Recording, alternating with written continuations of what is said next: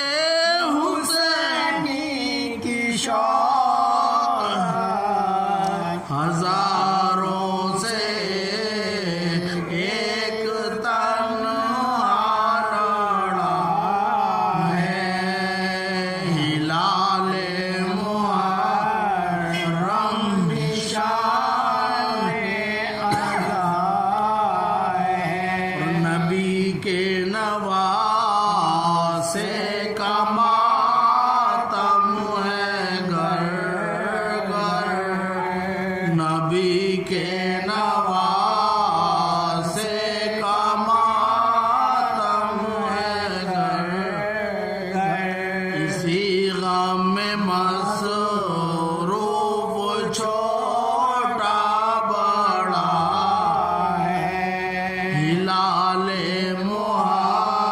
محرم نشان ازاں ہے یہی وہ مہینہ ہے جس کی دہان کو بھرا گھر رسول خدا کا لوٹا ہے بھرا گھر رسول خدا کا لوٹا ہے ہلال محرم نشان ازاں ہے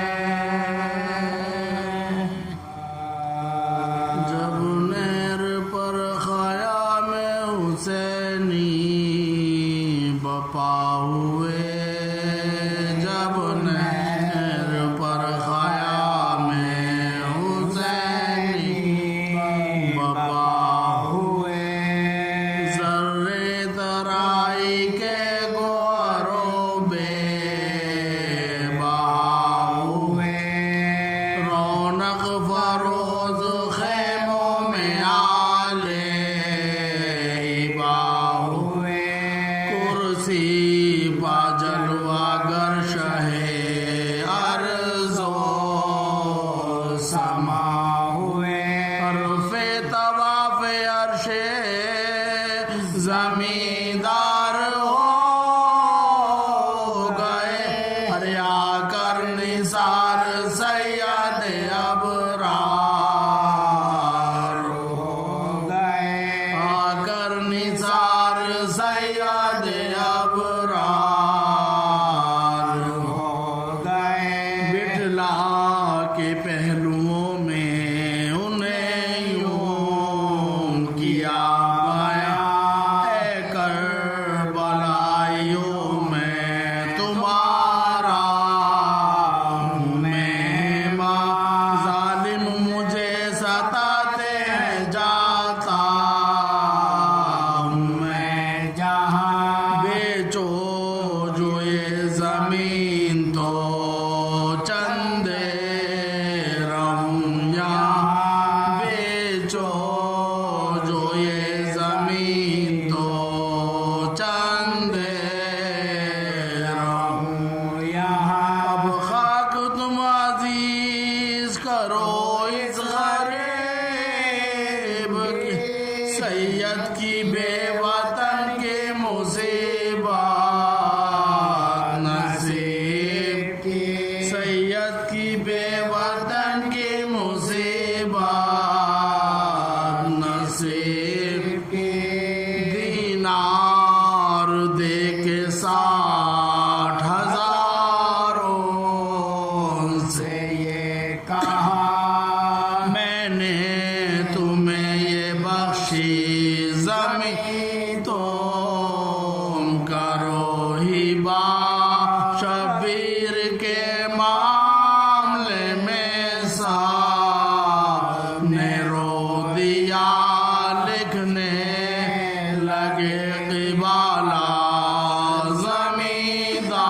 زمیندار کربلا تصور شروعات لکھنے لگے قبالہ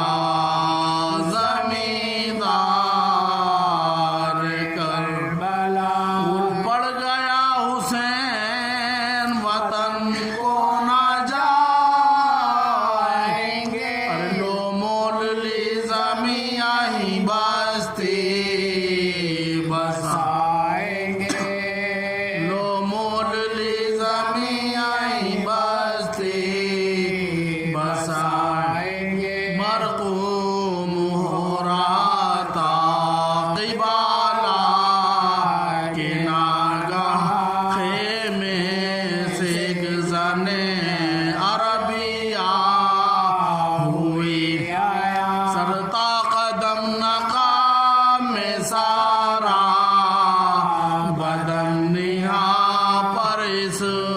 بھی حیا سے تڑپتے تھے استخاں بےتاب ہو کے الفت اکبر میں آئے تھے راوی نے لکھا ہے کہ زہرا کی جائے تھے راوی نے لکھا ہے کہ زہرا کی جائے آہستہ اپنے بھائی سے کچھ کان میں کہا اور جلدیوں پھری کے نسایا نظر پڑا کرسی یہاں تڑپ کے گرے شاہ کربلا عباس نے کہا کہ کیا ہوا عباس نے اٹھا کے کہا کیا ہوا کیا کہہ گئی نوازیے جناب رسول کی مولا کہو قسم تمہیں روئے بطول مولا کہو قسم تمہیں روئے بطول بولے حسین کہتی تھی منہ سے وہ خوش کلام بھیا قبال میں میرے اکبر کا ہوئے نام یعنی کہ اس کی ملک میں ہو یہ زمین تمام عباس جاؤ کہہ دو کہ ناچار ہے امام عباس جاؤ کہہ دو کہ ناچار ہے 18 سال کے یہ زمانے سے جائیں گے قبر کی جگہ لی اکبر بھی پائیں گے قبر کی جگہ لی اکبر بھی پائیں گے عباس آئے خیمے میں کہنے کو یہ پایا زینب نے دیکھتے ہی انہیں یہ کیا کہا کیوں بھائی بات پر میری راضی ہوئے ایمان لکھا گیا قبال میں اکبر کا میرے نام دولہا بناؤں گی میں دلہن بیاہ کے لاؤں گی اکبر کے نام کی یہاں بستی بساؤں گی عباس روئے حضرت زینب پہ زار زار وہ صابرہ بھی رونے لگی ہو کہ بے قرار اور لی بالائیں بھائی کی گھبرا کہ کتنی بار پوچھا میں سد کے جاؤں کہو کیا ہے روبکار پوچھا میں سد کے جاؤں کہو کیا ہے روبکار میں جانتی تھی خوش خبری لے کے آئے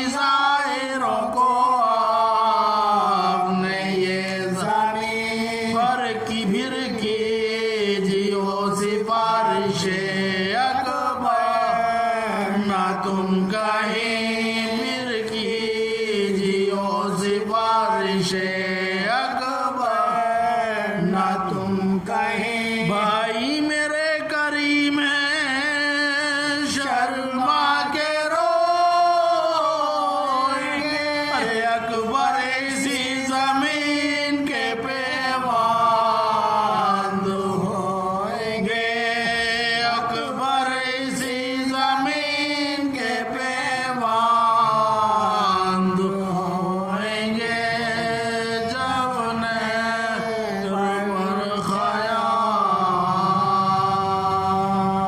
الرحمن الرحیم الحمد للہ رب العالمین الصلاة والسلام علی اشرف الانبیاء والمرسلین سیدنا و شفیعنا و نبینا و حبیب قلوبنا و حبیب نفوسنا مولانا بالقاسم محمد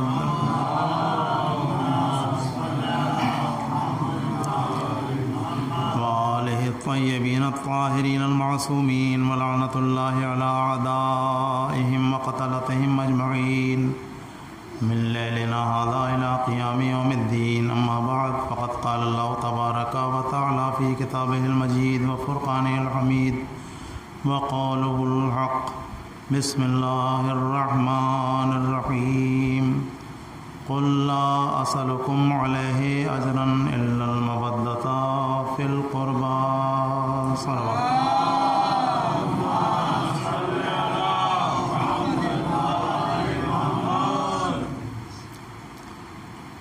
عزیزان محترم عزاداران امام حسین علیہ السلام، قبل اس کے کہ جس آیت کو میں نے سرنامہ کلام کے طور پر تلاوت کا شرف حاصل کیا ہے، اس سے پہلے چند گزارشات آپ حضرات کی خدمت میں عرض کرنا چاہتا ہوں۔ بزرگ تو بہتر جانتے ہیں اور ظاہر ہے کہ اس طرح کی باتیں اپنے سے کم سن لوگوں کے لیے ہوتی ہیں۔ عزاداری ایک بہت بڑی عبادت ہے، اور جو عزادار ہوتا ہے وہ پھر ایک بہت بڑا ذمہ دار ہوتا ہے۔ عزادار کا مطلب ہوتا ہے ذمہ دار۔ جہاں محبان اہل بیت علیہم السلام کی اور بہت ساری خصوصیتیں ہوتی ہیں، وہاں یہ بھی ہوتا ہے کہ ان کے یہاں ہر ایک کام میں نظم اور ضبط ہوتا ہے۔ چونکہ ایام عزا ابھی ابتدائی منزلوں میں ہیں، ابھی شروعات ہوئی ہے ایام عزا کی، اس لیے اس طرح کی دو چار باتیں کرنا ضروری ہیں، خصوصاً نوجوان لوگوں سے۔ عزادار کا مطلب ذمہ دار ہے،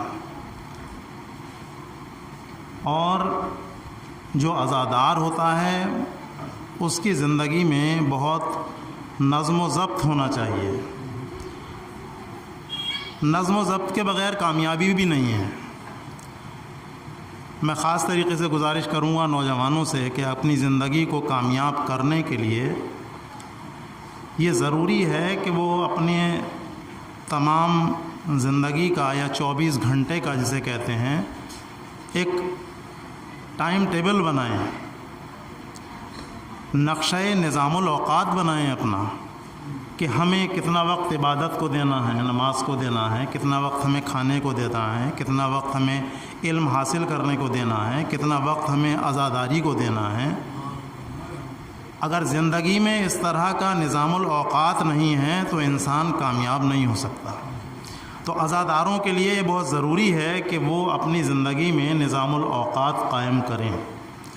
خصوصی طور پر عزا کے سلسلے میں جو مجالس ہوتی ہیں، جب زندگی کے عام شعبوں میں ہی نظام الاوقات کی ضرورت ہے، تو خصوصی طور پر جو مجالس ہوتی ہیں، عزا کے ہی پروگرام ہوتے ہیں، جلوس ہوتے ہیں، ماتم ہوتے ہیں، ان کے لیے بھی ایک نظم و ضبط ہونا چاہیے۔ ہمیں دوسروں کا خیال رکھنا چاہیے میری مجلس کچھ نہیں ہے، مجلس تو حسین کی ہے. میرا جلوس کچھ نہیں ہے، جلوس تو حسین کا ہے. میرا ماتم کچھ نہیں ہے، تو سب حسین کا ہے. تو جو بھی ہمارے یہاں پروگرام ہوتے ہیں، مجلس ہوتی ہے، جلوس ہوتے ہیں، ہم ہی کرنے والے ہیں ان کو اس نظم و ضبط کے ساتھ کریں کہ ہر ایک جلوس بھی کامیاب طریقے سے ہو جائے، ہر ایک مجلس بھی کامیاب طریقے سے ہو جائے، ہر ایک ماتم بھی کامیاب طریقے سے ہو جائے. عام طور پر ان دنوں میں تو مجلسیں بہت نظم و ضبط کے ساتھ ہو جاتی ہیں، لیکن خصوصی طور پر جب آخری ایام آتے ہیں عزا کے، تو ان میں عزا میں تھوڑی سی بد نظمی ہو جاتی ہے. مجلسیں بہت رات تک ہوتی ہیں، عام طور پہ دیکھا ہوگا آپ نے. شب عاشور تو ہوتی ہی ہے جاگنے کے لیے، اس میں تو میں نہیں کہہ رہا، لیکن عام طور پر یہ ہوتا ہے کہ 8 تاریخ کی جو مجلس ہوتی ہے وہ اتنی تاخیر ہو جاتی ہے کہ اس کی تھکان کا اثر اتنا ہو جاتا ہے کہ پھر نوجوان شب عاشور میں سونے لگتے ہیں، جس رات کو خاص طریقے سے جاگنا ہے. چونکہ نفسیاتی بات ہے، نیند کا تقاضا ہوتا ہے انسان پہ. تو جب پہلی رات میں جاگ لے گا 9 کی شب میں انسان، 9 تاریخ کی شب میں یعنی 8 تاریخ کی رات کو، تو پھر شب عاشور جس شب کو جاگنے کے لیے خصوصی طور پر تاکید کی گئی ہے اس میں دقت آتی ہے. اس لیے ہم اپنے جلوسوں کو بہت نظم و ضبط کے اعتبار سے قائم کریں. دوسری بات یہ ہے کہ مجلسوں میں خلوص کے ساتھ شرکت کریں. آپ کرتے ہوں گے، میں یہ نہیں کہہ رہا، میرے کہنے کا مطلب خدا نخواستہ یہ ہے کہ خلوص نہیں ہے، لیکن یہ ہوتا ہے عام طور پر کہ مجلس ہو رہی ہے اور ہم باتیں کر رہے ہیں باہر. وہاں پہ مجلس شروع ہو چکی، ہم باتوں میں لگے ہوئے ہیں، تو اس کا مطلب تو پھر یہ ہوتا ہے کہ مجلس ہماری نظر میں اتنی اہم نہیں ہے کہ جتنی یہ باتیں اہم ہیں.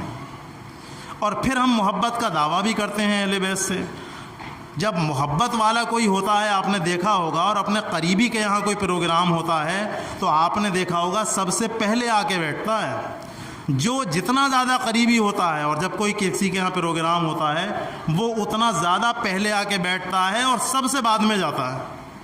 آپ دیکھ لیجئے کہیں بھی جو پروگرام ہوتے ہیں، ان میں شادیاں ہوتی ہیں اور دوسری تقریبیں ہوتی ہیں، تو ان میں جو بہت قریبی لوگ ہوتے ہیں انہیں فکر ہو جاتی ہے، صبح سے حاضر ہو جاتے ہیں، اور پھر سب سے بعد میں جب تمام ذمہ داریاں نبٹ جاتی ہیں سب سے بعد میں جاتے ہیں.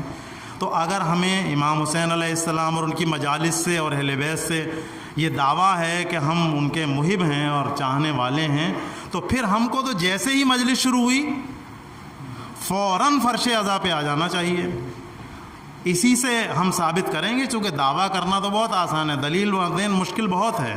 دعویٰ ہے کہ ہمیں محبت ہے، لیکن دلیل یہی ہوگی کہ جیسے ہی فرش عزا بچھا ہم فرش عزا پہ آ کے حاضر ہو گئے. اب میں نے ایک بار نعرہ صلوات پڑھ لیجئے.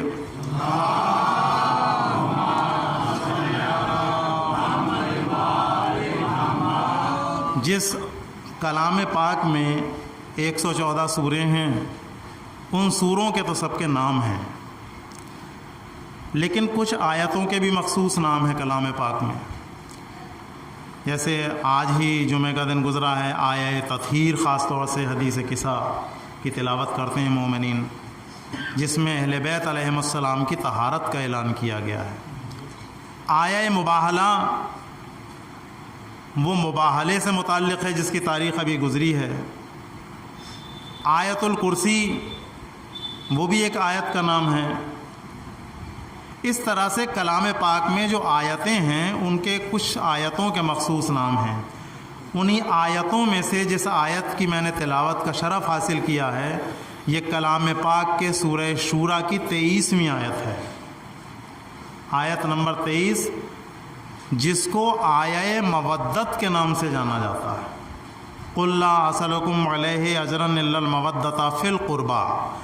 یہ آیت آیہ مودت کے نام سے جانی جاتی ہے. صلوات پڑھیے محمد و آل محمد. ظاہر ہے کلام پاک کی ہر ایک آیت میں کوئی نہ کوئی بات کہی گئی ہے اور ہم تک کوئی نہ کوئی پیغام پہنچایا گیا ہے. اس آیت کا ترجمہ آپ کی خدمت میں پیش کیے دیتا ہوں، جو ٹرانسلیشن ہوتا ہے. قل کہہ دیجئے، لا اسألکم کوئی سوال نہیں ہے تم لوگوں سے، علیہ اجرن رسالت کے اجر کے سلسلے میں، الا المودۃ فی القربى سوائے اس کے کہ تم میرے قرابت داروں سے محبت کرو، مودت کرو. یہ کس نے کہلوایا حضور اکرم سے؟ خداوند عالم نے کہلوایا۔ کب کہلوایا؟ آیت کا پس منظر کیا ہے؟ جب کوئی کام کرتا ہے، کسی کے ساتھ میں کوئی احسان کرتا ہے، تو پھر ہوتا یہ لوگ کہتے ہیں کہ آپ نے ہمارے ساتھ بہت احسان کیا، اس کا کچھ اجر آپ چاہتے ہیں کیا ہم سے؟ تو حضور اکرم صلی اللہ علیہ وآلہ وسلم کی جو رسالت تھی، اس سے بہت فائدہ ہم لوگوں نے دنیا میں اور آخرت میں امت نے اٹھایا۔ تو امت کے لوگ آئے حضور کے پاس، اور آنے کے بعد کہا کہ آپ نے بہت مشقتیں اٹھائی ہیں اس سلسلے میں، اس لیے ہم چاہتے ہیں کہ اس رسالت کا کوئی اجر آپ لوگ ہم سے لے لیجئے۔ مال کا حکم و مال پیش کریں، جائیداد کا حکم و جائیداد پیش کریں، دولت کا حکم و دولت پیش کریں۔ یہ اسی مال و دولت میں پڑے ہوئے تھے۔ حضور اس بات کا انتظار کر رہے تھے، چونکہ حضور تو وہ ہیں کہ جو اپنی مرضی سے کوئی کلام ہی نہیں کرتے۔ اللہ کی طرف سے وحی کا انتظار تھا حضور کو۔ اللہ کی طرف سے ارشاد ہوا، کہہ دیجئے ان لوگوں سے، کہہ دیجئے ان لوگوں سے کہ میں رسالت کا اجر کچھ نہیں چاہتا سوائے اس کے کہ تم میرے قریبی رشتہ داروں سے محبت کرو۔ صلوات پڑھیے محمد و آل محمد۔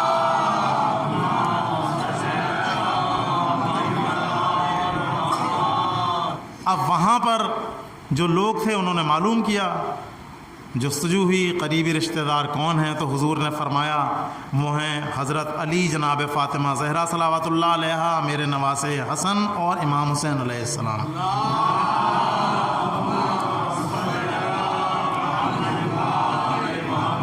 نوجوانوں کے یہاں سوال پیدا ہو سکتا ہے کہ باقی ائمہ تو اس میں رہ گئے، چونکہ جو روایت ہے وہ اسی طرح سے کہ حضور نے فرمایا کہ یہ لوگ ہیں، اس سے مراد ان سے محبت آپ کو کرنا ہے۔ تو ہو سکتا ہے ہمارے ذہنوں میں سوال پیدا ہو کہ باقی ائمہ، تو اب اس کا بھی کوئی نہ کوئی ثبوت چاہیے۔ اس کا بھی ثبوت ہے۔ امام زین العابدین علیہ السلام کی ایک روایت آپ نے سنی ہوگی،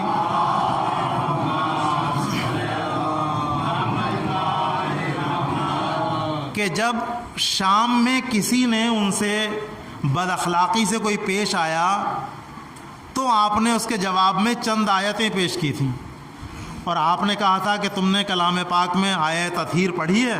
کہاں پڑھی ہے؟ کہا یہ ہماری شان میں تو نازل ہوئی ہے، اور اس کے بعد میں تمام آیتیں پیش نہیں کرنی، آپ نے یہ آیت بھی پڑھی اس کے بعد میں کہ یہ بھی آیت پڑھی ہے، قُلْ لَا أَسْأَلُكُمْ عَلَيْهِ أَجْرًا إِلَّا الْمَوَدَّةَ فِي الْقُرْبَى، کہاں پڑھی ہے؟ کہا اس قربہ سے مراد میں بھی ہوں۔ صلوات پڑھیے محمد و آل محمد۔ تو محبت جو ہمیں کرنا ہے وہ کرنا ہے تمام ائمہ سے۔ اب محبت کے تقاضے کیا ہوتے ہیں؟ محبت کا تقاضا یہ ہوتا ہے کہ جس سے ہمیں محبت ہے اس کے فعل سے بھی محبت ہونی چاہیے، وہ جیسے کرتا ہے ہمیں بھی وہ عمل کرنا چاہیے۔ لیکن اللہ نے جب محبت کا تقاضا اور اجر رسالت طلب کیا ہے اس شکل میں، تو آپ نے دیکھا ہوگا کہ کوئی انسان دوسرے کو ایسا حکم دیتا بھی نہیں ہے جو خود نہ کرتا ہو، تو خدا خود بھی تو محبت کرتا ہوگا ان سے اتنی۔ اب اس کے لیے ایک روایت میں آپ کے سامنے پیش کر رہا ہوں۔ مجھے اس آیت کے ذیل میں جو مجالس پڑھنی ہیں اس میں تمام ائمہ علیہم السلام کے سلسلے میں کچھ نہ کچھ گفتگو کرنی ہے۔ آج مولائے کائنات کے حوالے سے چند الفاظ آپ کی خدمت میں پیش کرنا چاہ رہا ہوں کہ اللہ کس طرح سے محبت کرتا ہے ان سے، جب اس نے ہمیں حکم دیا ہے محبت کا۔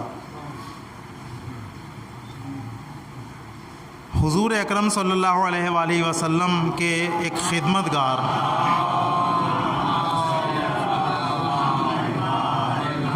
یہ روایت جو ہے وہ حدیث طیر کے نام سے مشہور ہے۔ طائر کو کہتے ہیں پرندے کو، طیر جو ہے طائر کے معنی پرندہ کہیں۔ شروع سے ہی گفٹ اور اس طرح کی چیزیں پیش کرنے کے رواج رہے ہیں۔ حضور اکرم کی خدمت میں کسی چاہنے والے نے ایک بھنا ہوا طائر پیش کیا۔ یاد رکھیے گا کہ اللہ ان سے کیسی محبت کرتا ہے۔ ایک بھنا ہوا طائر پیش کیا تحفے کے طور پہ، حضور نے اس کو قبول فرمایا۔ اس وقت آپ کے جو ایک خدمت گار تھے ان کا نام تھا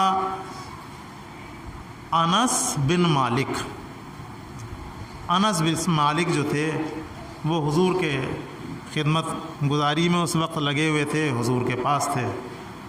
جب دوپہر کا وقت آیا اور حضور اس کو تناول کرنے کے لیے بیٹھے تو حضور نے ایک دعا کی۔ آپ نے فرمایا اے پروردگار، چونکہ دیکھیے یہ آداب دسترخوان ہے، اصل میں ایک بات کہتا چلوں یہاں پہ نوجوانوں کے لیے، یہ آداب دسترخوان ہے کہ اکیلا کھانا کھانے کو منع کیا گیا ہے۔ 3 لوگوں کی بہت مذمت کی گئی ہے اکیلے کے معاملے میں: اکیلا کھانا کھانے والا، اکیلا سونے والا اور اکیلا سفر کرنے والا۔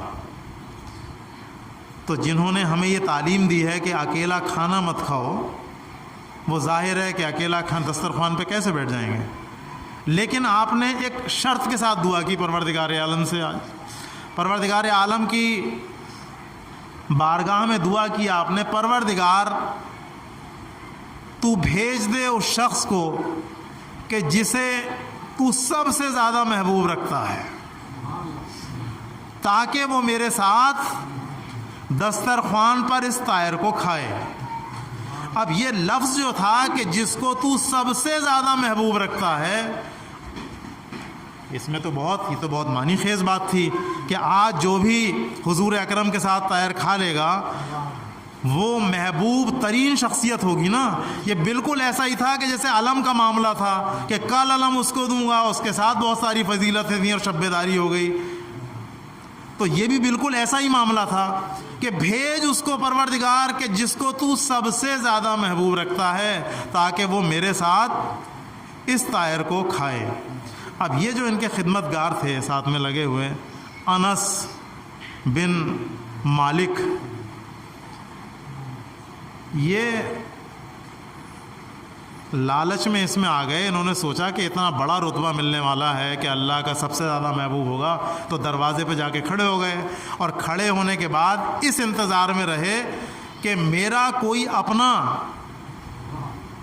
یہ ہوتا ہے تعصب ہوتا ہے کہ جب کوئی عہدے کا معاملہ ہوتا ہے یا کوئی کا اپنا آ جائے تو زیادہ اچھا ہے۔ ان کے دل میں بھی جذبہ پیدا ہوا کہ میرا کوئی جان پہچان کا اگر راستے سے گزرے تو میں اسے بلاؤں، میں بات کو محدود وقت میں ختم کر دوں گا، بلاؤں اس کو، اور بلانے کے بعد اندر کو بھیج دوں حضور کے پاس۔ حضور دعا فرما رہے ہیں، لیکن انہوں نے کافی انتظار کیا۔ جب انتظار کے بعد یہ پلٹنے لگے تو دق الباب ہوا، تو دروازہ کھٹکھٹایا گیا۔ اب انہوں نے دیکھا تو یہ تو علی، اب علی سے تو لوگ آپ جانتے ہیں منافق بہت تھے، کس طرح سے مولا کائنات سے جلتے تھے، حالانکہ قدرت نے جنت کے دروازے پر بھی علی لکھا ہے۔ علی علی کرنے والے جانتے ہیں کہ اللہ نے جنت کے دروازے پر بھی علی لکھ چھوڑا ہے، اور لوگ کہتے بھی ہیں ذاکرین کہ جب علی کو دیکھتے ہو بھاگ آتے ہو، ہر جگہ دیکھا علی بھاگ آئے، وہاں دیکھا علی بھاگ آئے، تو کہ جنت سے بھی بھاگا ہوگا علی دیکھ کے۔ اور مکان کے اندر خاص بات یہ ہوتی ہے کہ مکان میں انسان جتنی لاگت لگاتا ہے، اور لاگت لگانے کے بعد پھر اپنے گھر کی جو معتبر شخصیت ہوتی ہے اس کے نام اس گھر پہ چشمہ کرتا، پھر یہ منزل وہ منزل، باپ کا نام دادا کا نام، یعنی جس کو بہت عظمت دیتا ہے اپنے گھر میں اس کے نام سے اس منزل کو منسوب کرتا ہے پھر وہ کہ یہ منزل۔ اب یہ مولا کائنات کی عظمت دیکھیے کہ پروردگار عالم نے جنت بنائی اور دروازے پر نصب کیا علی، تو قدرت کو مولا کائنات سے کتنی محبت ہے اور کتنا رتبہ ہے پروردگار عالم کے نظر میں۔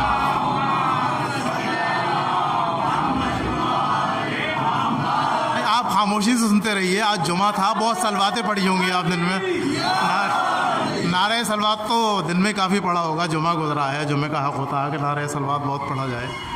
بہرحال انہوں نے دیکھا کہ علی کو دیکھنے کے بعد کہا کہ حضور تو آرام فرما رہے ہیں۔ دیکھیے بغض کہاں تک لے جاتا ہے، دشمنی کہاں تک لے جاتی ہے۔ وہاں دعا ہو رہی ہے، یہ کہہ رہے ہیں کہ وہ حضور تو آرام فرما رہے ہیں۔ اب یہ مولا کائنات کا صبر ہے، جو کچھ بھی کہہ لیجئے اس کو، جھگڑا کرنا نہیں چاہتے، ضد کرنا نہیں چاہتے، آپ واپس پلٹ گئے۔ انہوں نے بھی سوچا کہ پلٹ گئے واپس۔ اچھا ایک خاص بات کیا ہے، دیکھیے جیسے نیٹ ورک ہوتا ہے نا، کام کرتا ہے، یہ مولائے کائنات کیسے آ گئے ادھر سے؟ اور کوئی آیا ہی نہیں، مولائے کائنات ہی آئے، یعنی حضور کی دعا باب اجابت سے ٹکرائی۔ اب یہ میں نہیں کہہ سکتا کہ کس طرح سے مولائے کائنات کو پتہ چلا کہ حضور مجھے یاد کر رہے ہیں، یہ کس طرح سے خدا نے ان کو پتہ کیا، کس طرح سے مولا کو پتہ چلا۔ بہرحال واپس ہو گئے، اس کے بعد پھر یہ بیٹھ گئے، پھر حضور نے دوبارہ دعا فرمائی، پروردگار اس کو بھیج دے کہ جس کو تو سب سے زیادہ محبوب رکھتا ہے۔ کیوں؟ اس لیے کہ جو میرے ساتھ اس طائر کو بیٹھ کر کھائے۔ انہوں نے پھر دعا کو سنا، پھر دروازے پہ گئے، پھر کوئی چاہنے والا آ جائے۔ اس کو علماء اہل سنت نے بھی اپنی بہت ساری کتابوں میں، حدیث طیر کے نام سے کتابیں ہیں، اس پہ حدیث نہیں ہے، میں تو بہت مختصر واقعہ سنا رہا ہوں آپ کو۔ پھر پہنچے، کوئی چاہنے والا آ جائے، کوئی قریبی رشتہ دار آ جائے، کوئی نہیں آیا۔ پھر واپس ہوئے، پھر دق الباب ہوا، پھر دیکھا، پھر علی کہا حضور میں نے تو آپ سے ابھی فرمایا تھا کہ آرام فرما رہے ہیں حضور، اب کیا یہ مولائے کائنات کو پتہ نہیں ہوگا کہ مجھے پتہ ہے کہ نہیں ہے؟ لیکن یہ اخلاقی قدریں ہیں، دیکھیے کیا اخلاقی منزلوں پہ فائز تھے کہ کسی کو احساس ندامت اگر خود ہی ہو جائے اس سے پہلے تو ہم اسے کیوں شرمندہ کریں۔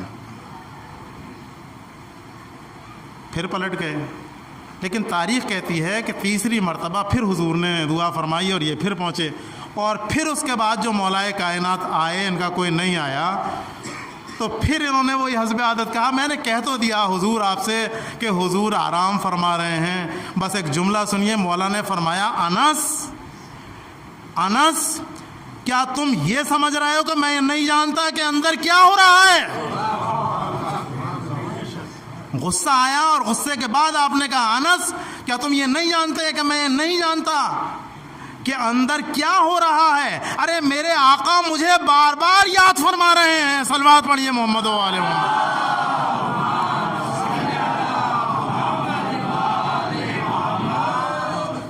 دعا کیا تھی کہ جس کو تو سب سے زیادہ محبوب رکھتا ہے۔ بس اب ان کی ہمت نہیں ہوئی کہ روک ٹوک کر سکیں۔ اس کے بعد آپ اندر داخل ہوئے، حضور نے بھی وہی فرمایا علی میں تمہیں بار بار یاد کر رہا تھا، تم نے تاخیر کر دیا آنے میں۔ فرمایا حضور میں تو بار بار آ رہا تھا، لیکن یہ انس مجھے واپس کیے دے رہے تھے بار بار کہ حضور آرام فرما رہے ہیں۔ تو تاریخ کہتی ہے کہ حضور ناراض ہوئے ان پر، غضب ظاہر کیا آپ نے انس پر کہ تم نے پہلے کیوں نہیں بتایا۔ کیوں؟ چونکہ انہوں نے علی کو ناراض کیا۔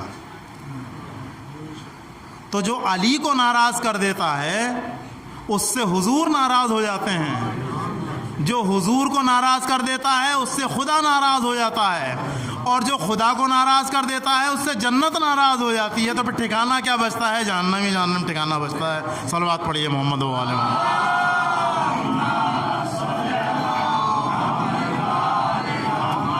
تو ایک تو یہ کہ خدا محبت کرتا ہے کچھ خاص لوگوں سے، اور ایک یہ کہ ہمیں خدا سے کتنی محبت ہے، ہم کتنی خدا سے محبت کرتے ہیں۔ یہ بھی آسان کام نہیں ہے، عارفین فرماتے ہیں خدا سے محبت کرنا، کہ ہمیں خدا سے کتنی محبت ہے۔ کہنے کو سب دعویٰ کرتے ہیں، ہم نماز پڑھتے ہیں خدا سے محبت کرتے ہیں، روزہ رکھتے ہیں خدا سے محبت کرتے ہیں، حج کرتے ہیں خدا سے محبت کرتے ہیں، بہت دعوے ہیں ہمارے، لیکن خدا سے محبت ہونا کوئی آسان کام نہیں ہے۔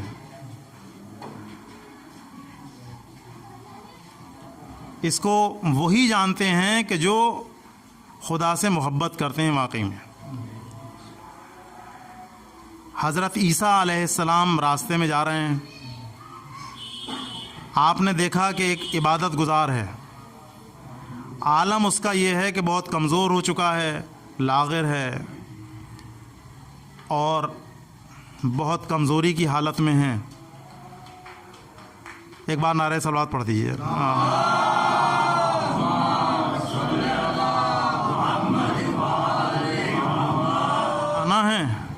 اور عبادت خانے میں عبادت گزار ہے اور دعا مانگ رہا پروردگار سے. حضرت عیسیٰ علیہ السلام کا ادھر سے گزر ہوا, ملاقات ہوئی. کہو کیا کہہ رہے ہو؟ کہا میں اللہ سے برابر دعا مانگ رہا ہوں کہ اللہ اپنی محبت کا ایک ذرہ مجھے عنایت فرما دے, ذرے کی برابر محبت مجھے اپنی عنایت فرما دے, کہ میرے دل میں اللہ کی محبت پیدا ہو جائے ذرہ برابر. آپ روح اللہ ہیں, آپ اللہ کے نبی ہیں, آپ دعا فرما دیجئے کہ میری یہ دعا قبول ہو جائے. کہا کتنے دنوں سے دعا مانگ رہے ہو؟ کہا 70 سال سے برابر یہی دعا مانگ رہا ہوں کہ اللہ اپنی محبت کا ایک ذرہ میرے دل میں عنایت فرما دے, لیکن آج تک میری دعا قبول نہیں ہوئی. آپ نے فرمایا ہم دعا کرتے ہیں. حضرت عیسیٰ علیہ السلام نے دعا کی, وہ دعا قبول ہوئی. اب جو واپس آئے تو اب یہ دیکھا کہ وہ نہ تو کچھ دنوں کے بعد نہ تو وہ عبادت خانہ ہے جس میں وہ عبادت کر رہا تھا, کھنڈر ہے. آپ نے اس شخص کی تلاش کی تو دیکھا کہ تہ خانے میں وہ شخص ہے وہاں کہیں پر, اور چہرہ اپنا اوپر کو اٹھائے ہوئے ہے. جناب عیسیٰ نے سلام کیا تو سلام کا جواب بھی نہیں دیا. اب یہ آپ کہیں گے سلام کا جواب تو واجب ہے, نبی خدا اور سلام کا جواب نہیں. لیکن یہ بات نہیں, اصل بات یہ تھی کہ وہ اللہ سے لو لگانے میں اتنا مشغول تھا کہ اس نے احساس ہی نہیں کیا کہ کسی نے سلام کیا مجھے. آپ کو کوئی جواب نہیں ملا, لیکن ایک غیبی صدا آئی, ایک غیبی ندا آئی. جناب عیسیٰ علیہ السلام نے سنا کہ اے عیسیٰ, اس نے ہم سے محبت کا ایک ذرہ ہماری طلب کیا تھا, لیکن ہم نے اپنی محبت کے 70,000 حصوں میں سے, اپنی محبت کے کتنے حصوں میں سے 70,000 حصوں میں سے ایک حصہ اس کے دل میں ڈالا ہے اپنی محبت کا. تب اس کا یہ حال ہے کہ یہ ایسا پتہ نہیں ہے کون آ رہا ہے کون جا رہا ہے.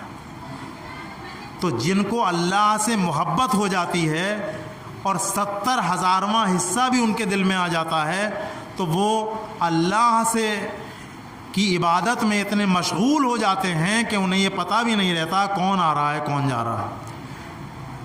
تو اب جن کی محبت میں اللہ نے یہ کائنات پیدا کی ہے, دیکھیے اس کے دل میں تھا ذرہ, 70,000واں حصہ, تو پھر وہ اللہ کی محبت میں اتنا مشغول ہوا کہ اس نے یہ دیکھنا چھوڑ دیا کون آیا کون گیا. لیکن جن لوگوں کے لیے پروردگار عالم نے اس کائنات کو پیدا کیا ہے اور جن کے دل میں اللہ کی محبت ہے اور جن کے لیے پروردگار نے کہا ہے کہ اجر رسالت ہے ان کی محبت, تو جب وہ اللہ کی محبت کی منزل میں آئیں گے تو ان کا کیا حشر ہوگا. یہ تو اپنے کو بھول گیا تھا, تو جب محبت کی منزل میں آتے ہیں اللہ کے چاہنے والے اہل بیت, تو پھر یہ کس کس چیز کو بھول جاتے ہیں, کس چیز کی پرواہ نہیں کرتے. نہ اپنے گھر کی پرواہ کرتے ہیں, نہ اپنی اولاد کی پرواہ کرتے ہیں, نہ اپنے وطن کی پرواہ کرتے ہیں,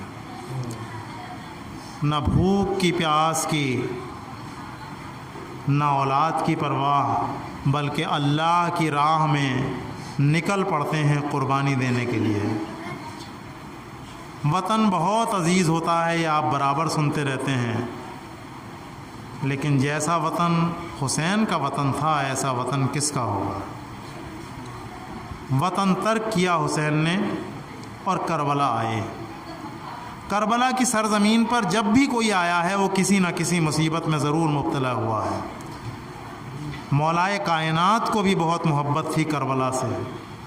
تاریخ کہتی ہے جنگ صفین شام جاتے وقت مولائے کائنات کا گزر ہوا کربلا سے. آج 2 محرم ہے. عزادار جانتے ہیں کہ آج امام حسین علیہ السلام سرزمین کربلا پہ اترے ہیں. اسی سلسلے سے چند فقرے آپ کی خدمت میں پیش کرنا ہے.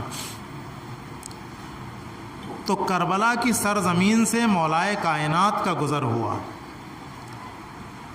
ساتھ میں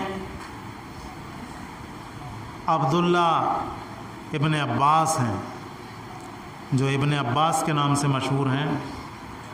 جب کربلا سے مولائے کائنات کا گزر ہوا تو تاریخ کہتی ہے کہ مولائے کائنات وہاں خرموں کے چند درختوں کو دیکھا اور دیکھ کر زار و قطار رونے لگے۔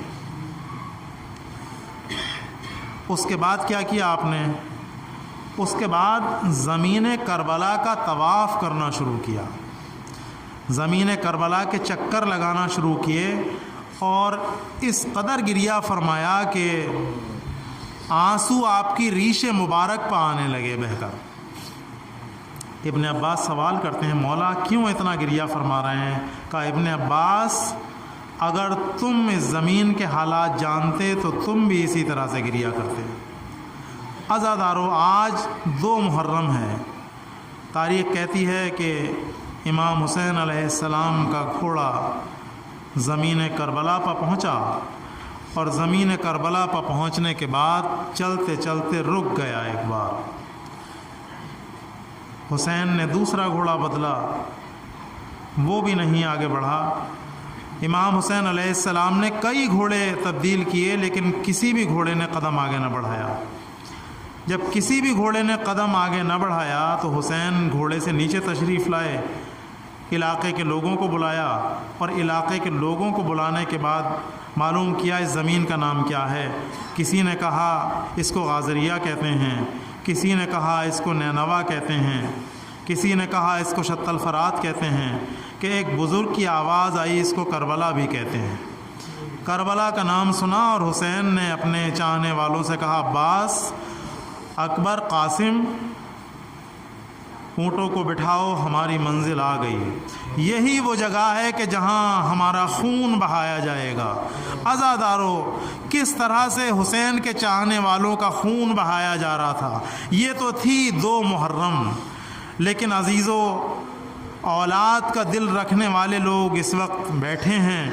چند فقرے جناب مسلم کی شہادت آپ سن چکے ہیں، چند فقرے جناب مسلم کے یتیموں کے حوالے اور مجلس تمام کرتا ہوں۔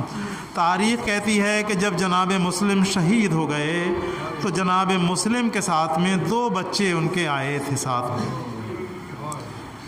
ان کو قید خانے میں ڈال دیا گیا۔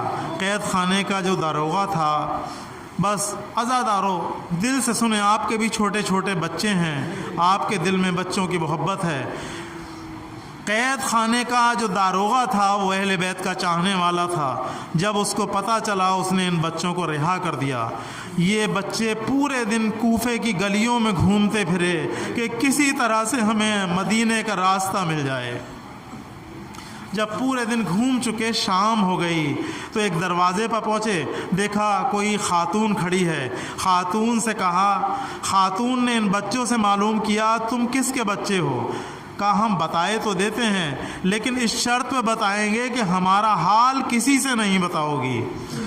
ارے جناب مسلم کے یہ معصوم بچے اس عورت سے حال بتانے لگے، ہم مسلم ابن عقیل کے بچے ہیں۔ بس یہ سننا تھا۔ عورت خوشی خوشی بچوں کو گھر کے اندر لے گئی۔ گھر کے اندر لے جانے کے بعد ارے تھکے ہوئے بچوں کے چہرے دھلائے، ہاتھ دھلائے، ارے بالوں کو صاف کیا اور بالوں کو صاف کرنے کے بعد میں کھانا سامنے لا کے رکھا، لیکن بچوں نے کہا کہ ہمیں بھوک نہیں ہے، ہم کھانا نہیں کھائیں گے۔ جب بچوں نے کھانے سے انکار کر دیا تو کہا ہمیں آرام چاہیے۔ بس مومنہ نے ان بچوں کو ایک حجرے میں بھیجا، ارے فرش بچھایا۔ بچے تھکے ہوئے تھے پورے دن کے، پیر ورم آ گئے تھے پیروں پر۔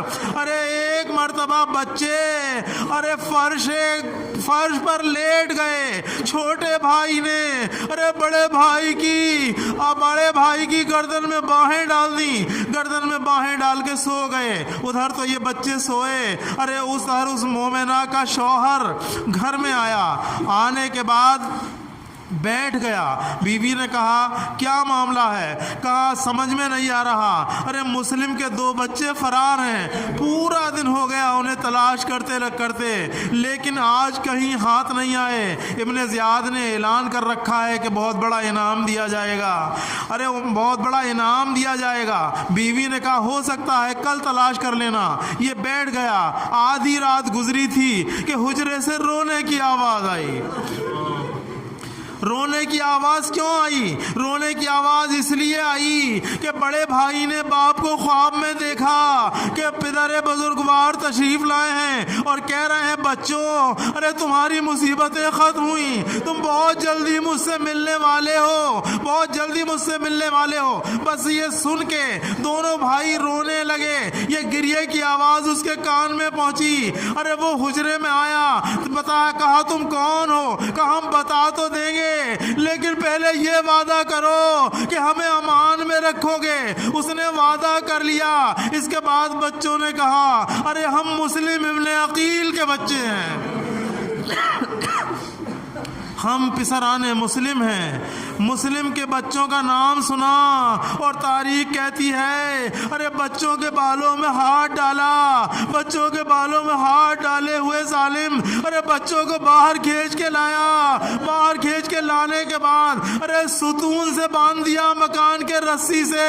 بچے تمام رات ارے مکان کے ستون سے رسی سے بندھے رہے. میں عرض کروں گا اے کربلا کے اہل حرام ارے آپ کے شانوں میں بھی ریسمان باندھی گئی, لیکن ہائے ارے یہ مسلم کے بچے ہیں جن کو حارث نے ارے مکان کے ستون سے پوری رات کے لیے رسیوں میں باندھے رکھا. بچے بندھے رہے, روتے رہے. صبح ہوئی, بچوں کو لیا, نہر پہ پہنچا. بس بچوں نے چند وصیتیں کی, چند فرمائشیں رکھی عزاداروں, اور مجلس تمام آخری فقرے. بچوں نے کہا دیکھ اگر تو ہمارے قتل پہ آمادہ ہے تو سن لے, ہماری چند باتیں ہیں. ایک تو یہ اگر تجھے مال و دولت چاہیے تو ہمیں غلام سمجھ کے بیچ لے, تجھے بہت مال و دولت مل جائے گا. کیا بچوں نے بھولی بھولی باتیں کی ہیں. ارے کم سن بچے ہیں. بس عزاداروں ایک بات یاد اور رکھنا, ارے جب کسی گوسفند کو ذبح کیا جاتا ہے تو اس میں بھی شریعت کا مسئلہ یہ ہے کہ جب ایک گوسفند کو ذبح کریں تو اس کے سامنے سے ارے دوسرے گوسفند کو ہٹا لیا جائے. یعنی جانور کے سامنے جانور کو بھی ذبح نہیں کیا جاتا. لیکن ہائے مسلم کے بچے ارے کس طرح سے مصیبت میں پھنسے. بس ایک مرتبہ کہا ہمیں غلام سمجھ کے بیچ لے. کہا یہ شرط منظور نہیں ہے. کہا تو دوسری شرط سن لے, ارے کسی طرح سے ہمیں مدینے پہنچا دے. اگر مدینے پہنچا دے گا ہم اپنے وطن میں تجھے بہت سا مال دلوا دیں گے. کہا یہ بھی منظور نہیں ہے. کہا ہمیں زندہ ابن زیاد کے پاس لے چل, ارے ہو سکتا ہے ہم اپنی بات اس کو سنائیں. کہا میں زندہ لے کے نہیں جاؤں گا, تمہارے سروں کو لے کے جانا ہے ابن زیاد کے پاس. بس ایک مرتبہ بچوں نے کہا ارے ہم 2 رکعت نماز ادا کر لیں. کہا یہ بھی منظور نہیں. بس ایک مرتبہ بڑا بھائی آگے بڑھا, ارے تم نے ہماری کوئی شرط منظور نہیں کی, بس ایک شرط ہے. ارے جب تو قتل کرنے پر آمادہ ہے, میں بڑا بھائی ہوں, یہ میرا چھوٹا بھائی ہے, میں نہیں چاہتا کہ میرے بھائی کی گردن ارے میرے چھوٹے بھائی کی گردن میں نہیں چاہتا کہ میرے بھائی کو ارے میرے سامنے قتل کیا جائے, پہلے مجھے قتل کر دے. بس ایک مرتبہ تلوار چلی بڑے بھائی کی گردن پر, ارے تن گرا, ارے ظالم نے اس کو نہر میں پھینکا. لیکن ابھی لاشا آگے نہیں بڑھتا. کیوں نہیں بڑھتا؟ چھوٹے بھائی کا انتظار کر رہا ہے. بس ایک مرتبہ پھر تلوار چلی, ارے چھوٹے بھائی کا سر بھی کٹ گیا. لاشے کو ارے نہر میں پھینکا, دونوں بھائیوں کی لاشیں بغل گیر ہو گئی.